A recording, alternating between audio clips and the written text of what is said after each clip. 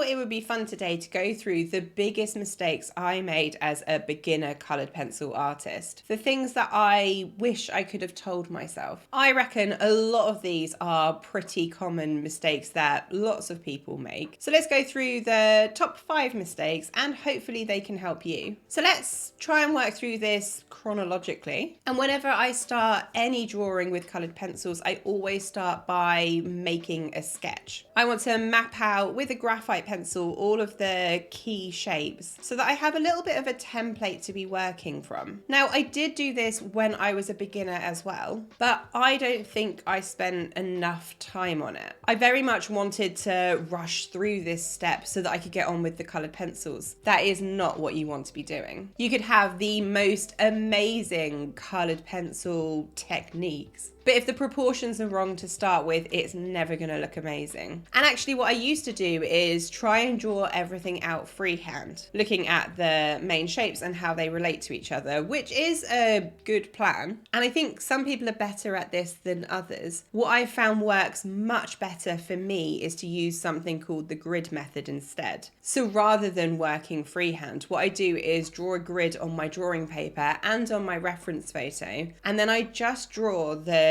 lines and shapes I can see in each individual square. This takes any guesswork out of creating the sketch, and I find makes the whole thing so much more accurate. Once I've drawn out all of the shapes in each of the squares, I can then erase the grid lines and I'm left with the sketch. The key thing here is that the sketch needs to be really, really light. You don't want it to be showing through at the end. Now, I feel like when I was a beginner, I set myself up for failure not only with an inaccurate sketch, but also with one specific material. Now, I talk about this a lot. This is using the wrong paper. Now, I didn't think paper really mattered. I thought if it's paper and you can put pencil on it, that's fine, you can create a drawing on that. But it turns out it's not that simple. Now, a lot of my early drawings were created on sketch paper, which is generally an extremely thin paper. What I found was I would put down a lot of pencil and it would get to the point where the paper started breaking. At various points I made holes in the paper from the paper being so thin, and all of the colours looked really weak and muted. Now, it is so important to use the right kind of paper. There are various techniques that I'll talk about in a second that require the right paper. Now, I like drawing on something called Bristol board, the smooth version. This is quite a thick paper. It's almost as thick as a card, and I have never put down so much pencil on this kind of paper that it's made any sort of hole or ripped. Just changing the paper completely stopped that issue. And it's genuinely something that I struggled with for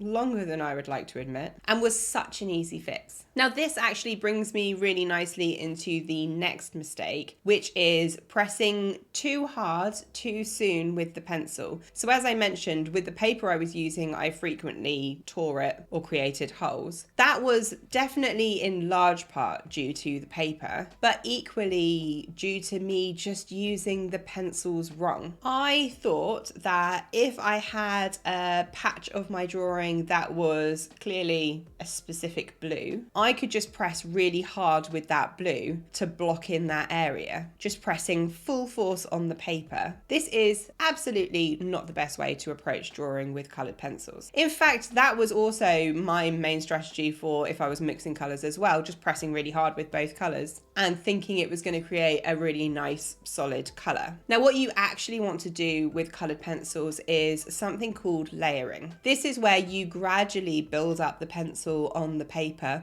rather than just pressing really hard. You want to build up a series of really light layers that allow the colours to not only mix and build in a much nicer way, but also create a much softer, smoother and more controlled colour. Now, generally speaking, I find it easiest to work from the lighter colours that I can see in each area towards the darker colours, and then work back down towards those lighter colours. And that builds up a really rich colour, really layers those colours on top of each other, makes everything look a lot more interesting. Now, before we go any further, if you would like to see tutorials on any of the drawings you've seen in this video, they are all available on my Patreon. My Patreon includes a huge number of coloured pencil drawing tutorials in a huge variety of different different subjects. I have a mixture of full beginner courses as well as standalone tutorials in case you want to learn how to draw a specific picture. For every tutorial, I include really in-depth instructions, all of the real-time footage, details of all of the colours I'll be using, sketch outlines, and the reference photo.